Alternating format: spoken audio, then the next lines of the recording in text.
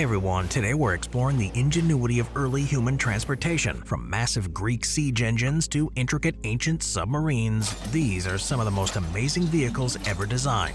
Let's start with number 15, the Greek trireme. The ancient Greek trireme was a remarkable vessel that stood out for its combination of grace, speed, and maneuverability, making it the most powerful warship of its era. Despite detailed artistic representations found on paintings, relief, and coins, many mysteries still surround the precise mechanics of the trireme, particularly its means of propulsion. Now, the term trireme itself has sparked some debate, while differing interpretations on whether it referred to the 3 men per oar or 3 oars per group, or 3 banks of oars.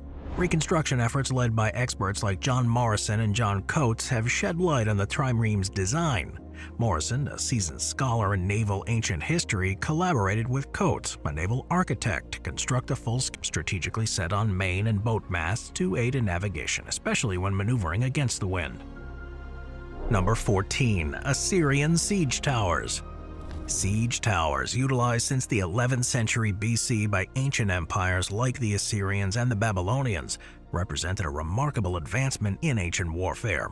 Initially documented during the reign of Ashurnasirpal II in the Neo-Assyrian Empire, siege towers quickly gained prominence across the Mediterranean, exemplifying a mobile fortress capable of altering the dynamics of siege warfare.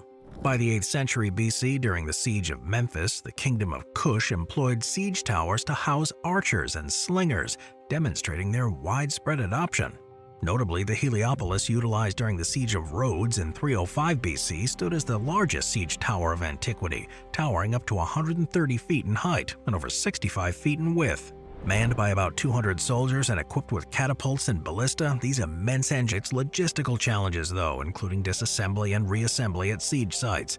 The siege tower provided a decisive advantage to attacking forces. Number 13. The currach or coracle. The currach is an ancient Irish boat type known for its unique construction using animal skins or hides stretched over a wooden frame. Unlike traditional boats of its time, the currach used animal hides as a primary material for its hull and covering. It set it apart as a versatile vessel capable of navigating both sea and inland waters. Historically, its design had roots dating back to ancient times, possibly influenced by Neolithic settlers who arrived in Ireland using similar hide-covered boats. The construction has evolved over centuries, blending elements of hide-covered basketry and wooden shipbuilding techniques, and the use of hazel rods, salty twigs, and oxhide insulation contributed to the currach's lightweight yet sturdy frame, ideal for maneuvering in shallow water. The currach represents a distinct contemporaries is not only its pioneering quadricycle structure, but also its innovative features that challenged conventions. Unlike the prevalent 3-wheeled designs of the late 1800s, La Marquise sported a stable 4-wheel layout, offering enhanced balance and maneuverability, a rarity in early automobile engineering. Another standout feature was its cloth-made roof, a departure from the open-top designs of early cars. In an era when automobiles resembled bicycles or tricycles with no roof, the inclusion of a protective covering was a notable innovation. This roof not only shielded passengers from the elements, but it also provided a more comfortable and enclosed cabin space, accommodating up to 4 occupants, a design aspect way ahead of its time. Despite its antiquity, though, it was not merely a static artifact, but a functional vehicle capable of achieving speeds of up to 38 miles an hour, a significant feat considering the technological limitations of its era. Its steam-powered engine required meticulous preparation, with a lengthy 30-minute heating process before it 3 feet from each side of its wheels. The scythed chariot aimed to carve through enemy ranks, creating chaos and disruption in its wake. Originally attributed to Persian ingenuity during the Greco-Persian Wars, it was envisioned as a strategic response to the challenges posed by Greek heavy infantry formations, known as hoplites. Its purpose was clear, though, to plow through enemy lines, cutting down combatants or creating openings for exploitation. However, despite its fearsome appearance and intended function, the scythed chariot had notable shortcomings. Maneuvering such a weapon required a disciplined and coordinated approach. Skilled infantry could effectively evade its onslaught by diverging and quickly reforming behind it, minimizing casualties and rendering the chariot's impact less effective. Historically, the scythed chariot found some success in Persian and Hellenistic armies but gradually faded from use. Its last recorded appearance was at the Battle of Zela in 47 BC, where it faced defeat at the hands of Roman strategies. Unlike later warships, the pentaconter typically lacked a full deck, earning it the nickname of unfenced vessel due to its open construction. This design feature not only facilitated ease of movement for rowers, but also made the ship adaptable for carrying troops, cargo, or engaging in naval combat. In Homer's epic accounts of the Trojan War, various ships with different oar configurations, including 50-oared vessels like the pentaconter, are described. These ships played a critical role in both military operations and legendary voyages. Scholars estimate that the pentaconters range from 93 to 110 feet in length, approximately 15 feet in width, and capable of achieving speeds of up to 9 knots. However, modern reconstruction suggests that these vessels might have been capable of higher speeds, highlighting advancing engineering and maritime capabilities of ancient Greek shipbuilders. The evolution of the pentaconter into more sophisticated warships such as triremes and biremes underscores its foundational role in naval history. Its legacy persisted and created a waterproof seal between the cloth and the wooden structure. This technique, although effective in achieving its water resistance, sometimes resulted in creaking due to the movement of planks. Nevertheless, it provided a solid, watertight structure. Another method employed by Minoan shipwrights was the use of strong mortise and tenon joints, a sophisticated carpentry technique. This approach ensured secure connections between planks, resulting in robust hulls capable of withstanding the rigors of long sea voyages. The application of linen cloth coated with pine resin offered numerous advantages over traditional wooden hulls. Not only did it reduce the overall weight of the vessel, but it also improved hydrodynamics, enabling greater speed and maneuverability. Shipwrights could resurface damaged areas by applying heat, a primitive form of hull maintenance akin to modern repair techniques. The Minoans' export of high-quality linen cloth akin to modern aerolinen in strength underscores their expertise in material science and maritime trade. Furthermore, the incorporation of metal powders into the hull, possibly for aesthetic reasons of trench warfare, which necessitated the development of vehicles capable of carrying weapons, shielding soldiers from enemy fire, and maneuvering over difficult terrain. The initial design of the machine featured a rhomboid-shaped structure with a single overhead track, resembling a skeleton tank without traditional armor. It employed a unique track system composed of 6 large parallel tracks arranged around a triangular motorized center, driven by an 80-horsepower petrol engine. This configuration allowed the vehicle to flatten obstacles such as barbed wire and traverse trenches, demonstrating its potential utility in overcoming battlefield obstacles. Now, despite its innovative design, the machine faced significant challenges during testing. The vehicle was deemed too fragile and way too slow, with limited maneuverability and steering. Reports highlighted issues with visibility, noise, vulnerability to enemy fire, and overall effectiveness in combat.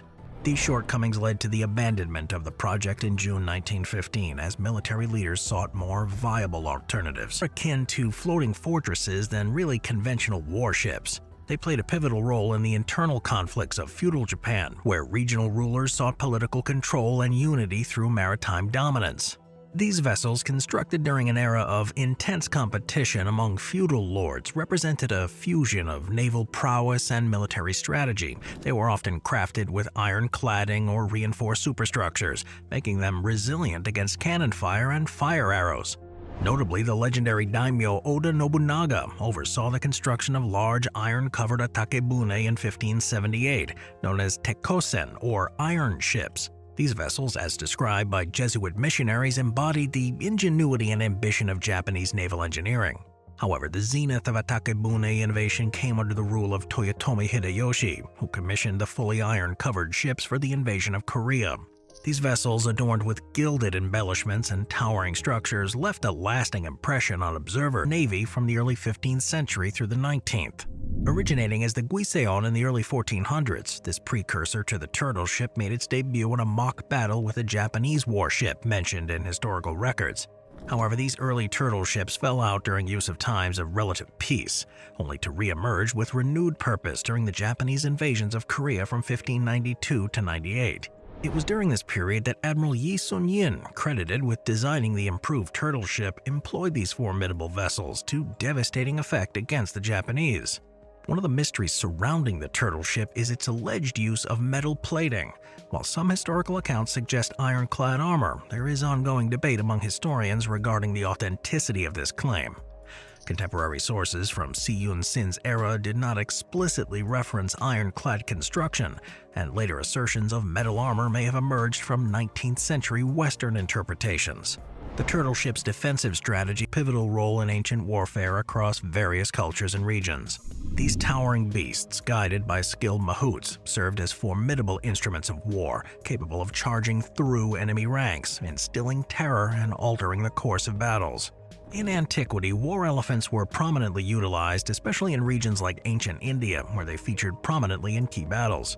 These colossal creatures, with their sheer power, could break enemy fortifications and strike fear into the hearts of forces. While their use was intermittent in ancient China, war elephants became fixtures in the armies of historical kingdoms in Southeast Asia, showcasing their enduring military significance. Throughout classical antiquity, war elephants found their way into the military strategies of diverse empires, from ancient Persia to the Hellenistic Greek states to the Roman Republic and Carthage in North Africa. The sight of war elephants on the battlefield was an example of the power and might of those ancient civilizations.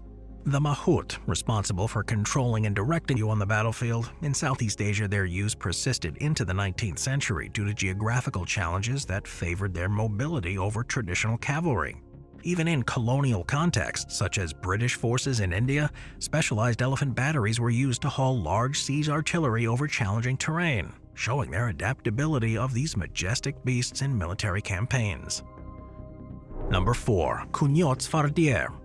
Nicholas Joseph Cugnot's steam-powered vehicle, created in 1769, represents a bizarre yet pioneering chapter in the evolution of automotive history. This early contraption, known as the fardier à vapeur, was essentially the world's first automobile, conceived during an era when horse-drawn carriages still dominated transportation. Cugnot's invention was born out of military necessity, intended to haul heavy artillery to battlefields using steam power. The vehicle, equipped with a large copper boiler that generated steam from firewood, featured a rudimentary steam engine driving the front wheel. The steam vehicle laid the groundwork for future innovations. Interestingly, it left a lasting legacy that reverberated. Some of the fundamental concepts pioneered by Cugnot was converting a steam engine motion into rotary motion for propulsion. They were revisited and refined in the 19th century and eventually contributed to the development of modern cars. Despite facing financial hardships and the abandonment of the project by the French army, Cugnot's contributions were recognized by King Louis XV, who awarded him a pension for his innovative efforts. The tale of Nicholas Joseph Cugnot and his steam-powered vehicle underscores the eccentricity and audacity of early automotive pioneers.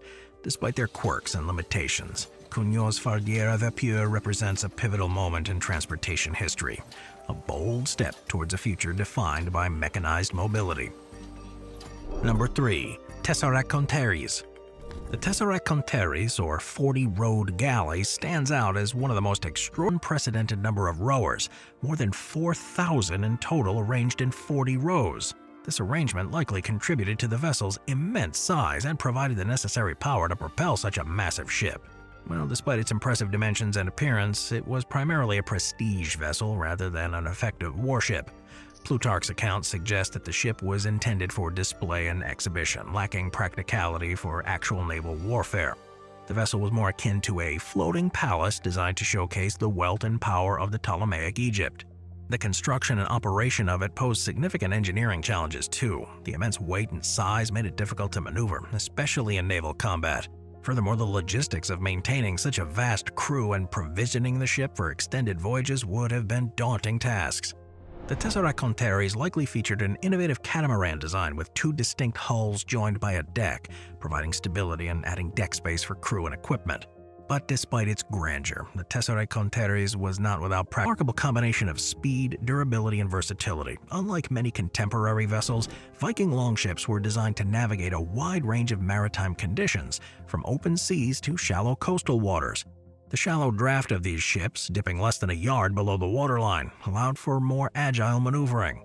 The propulsion methods employed by Viking longships further contributed to their effectiveness. They were equipped with sails and rows of oars. These vessels could harness the power of the wind for swift movement when the conditions were favorable, while still maintaining the ability to navigate and maneuver efficiently even on calm days.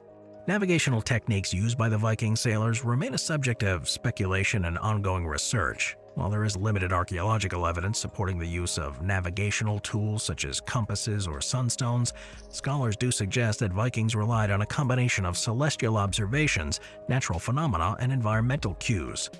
But beyond their functional attributes, Viking longships were also designed to evoke concepts and designs dating back to ancient times, long before the modern steel behemoths we associate with submarines today. The idea of exploring underwater realms and conducting clandestine operations beneath the waves has captured human imagination for millennia. Legends and stories from ancient civilizations provide tantalizing glimpses of early submersible devices. One such tale involves a Mughal poet Amir Khusru's description of Alexander the Great descending into the sea using a diving bell during the siege of Tyre in 332 BC. Although these accounts remain unverified, the concept of exploring underwater environments and conducting activities beneath the surface has ancient roots. The first confirmed building of a submarine happened in 1620 by Cornelius Drebbel, a Dutch inventor in the service of King James I of England. Drebbel's submersible was a pioneering achievement for its time, utilizing oars for propulsion and featuring innovative technologies such as a quicksilver barometer to measure depth and a chemical process involving saltpeter to depth control. Bushnell's creation represented a significant leap forward in submarine technology, and it demonstrated the potential for clandestine operations. Throughout history, inventors and engineers continued to refine submarine designs, incorporating propulsion systems, advanced materials, and navigation instruments. Robert Fulton's Nautilus, developed in 1800 based on American engineer Robert Fulton's design, was one of the earliest successful combat subs. These early submarines laid the groundwork for future advancements in underwater warfare and exploration, influencing subsequent generations of submarine designers and engineers.